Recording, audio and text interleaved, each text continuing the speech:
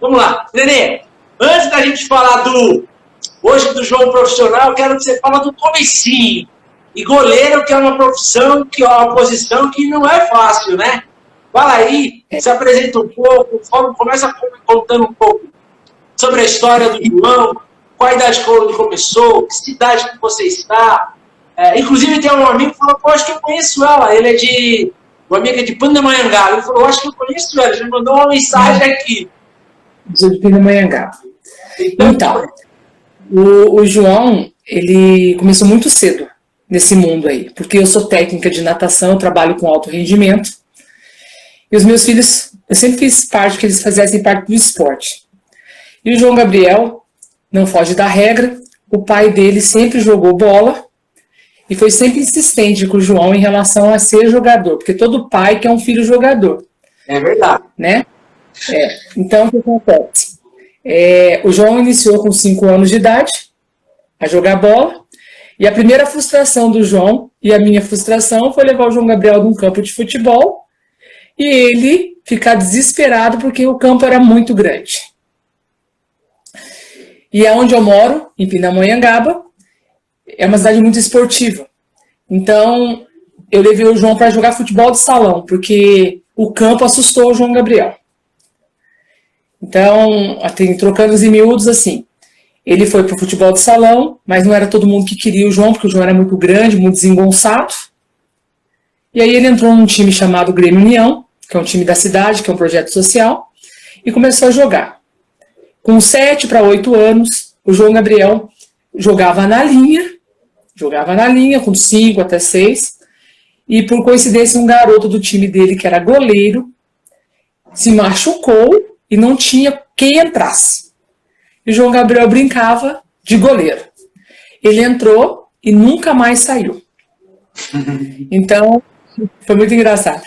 E ele, com 7 para 8 anos, ele foi bicampeão paulista de futebol de salão. E a história foi dando continuidade. E eu digo que é muito difícil essa vida. Muito, muito difícil. A criança perde passeios, perde um monte de coisa. Ele perdeu muitos finais de semana. Muitas coisas assim. Mas, até então, as coisas foram desenvolvendo. Com 11 anos, ele foi ser jogador de campo também. Ele levava o salão e o campo juntos. E as coisas foram se encaminhando. Como eu falei com você antes, que você é um cara que eu admiro muito, porque você sempre me motivou. Porque se não fosse você, eu acho que eu tinha desanimado em relação a ele também. Eu sei muito de você pelas suas lives, pelo que você conta, pela sua história, que eu acho que é uma lição de vida para muita gente.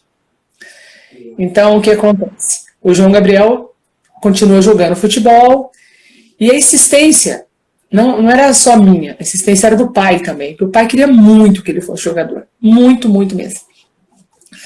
Porque o pai não conseguiu o que ele conseguiu até hoje, né? Então eu falo que o João Gabriel é um sobrevivente. Os amigos que ele tem aqui, muitos pararam, outros não deram continuidade e ele continua.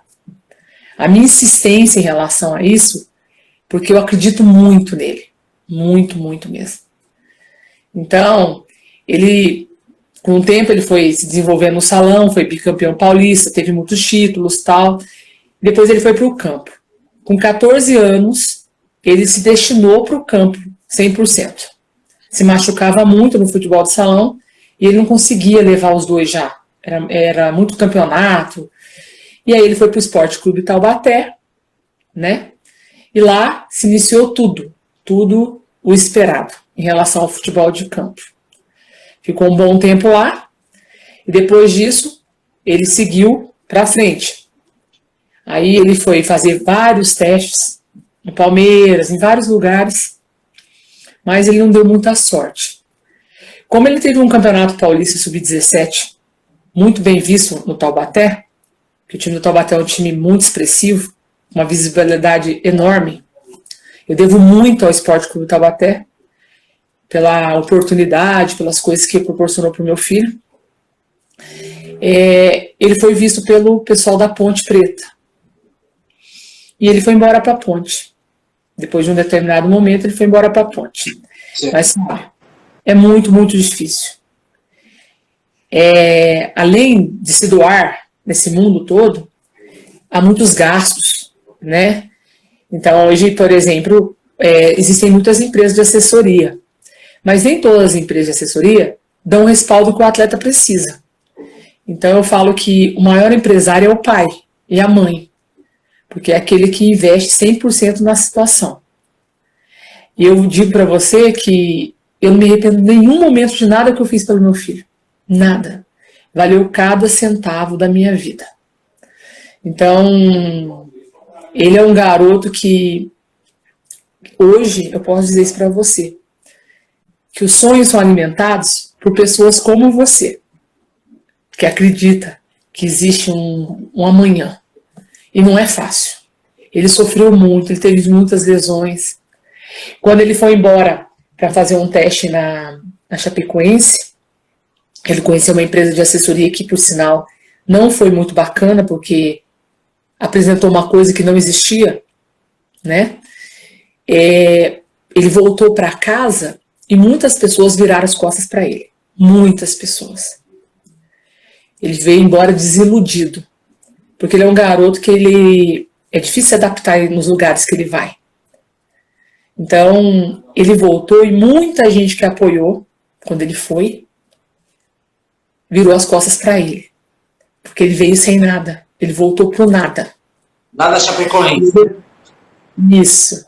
Ele foi, tirei ele da escola, porque era uma promessa que ele ia ficar na Chapecoense, e não era verdade.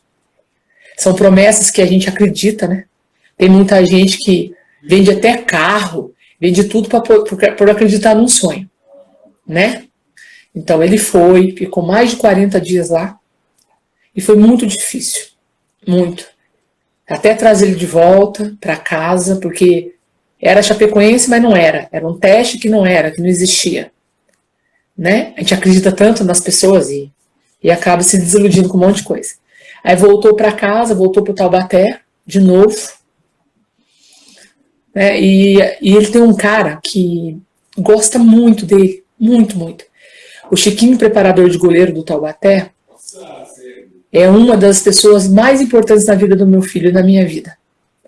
Porque esse cara é um cara que acredita muito nos goleiros, porque ele é preparador de goleiro. Eu falo que ele é único, porque ele, além dele gostar dos meninos, ele é dedicado. Então, o Chiquinho ajuda muitos meninos, muito, principalmente o meu filho. Então, quando ele voltou para a Ponte, ele foi embora para a Ponte, ele tem uma empresa de assessoria que ajuda muito ele. O rapaz, por sinal, é um bom rapaz. É um rapaz que gosta dele, que está sempre com ele em todos os momentos da vida dele.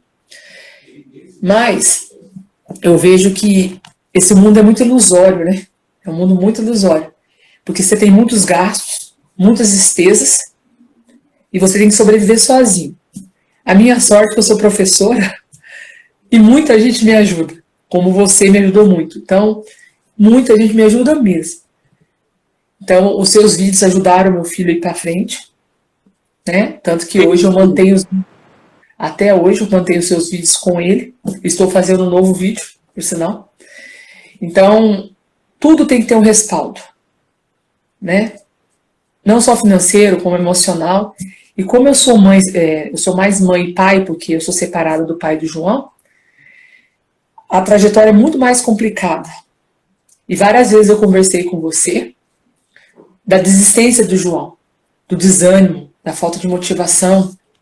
Porque não é muito fácil, você sabe disso melhor que eu, treinar e não ter uma oportunidade. Treinar e não chega em lugar nenhum. Então, assim, você me motivou e eu insisti. Que por ele, Fábio, ele já tinha parado, você sabe melhor do que eu.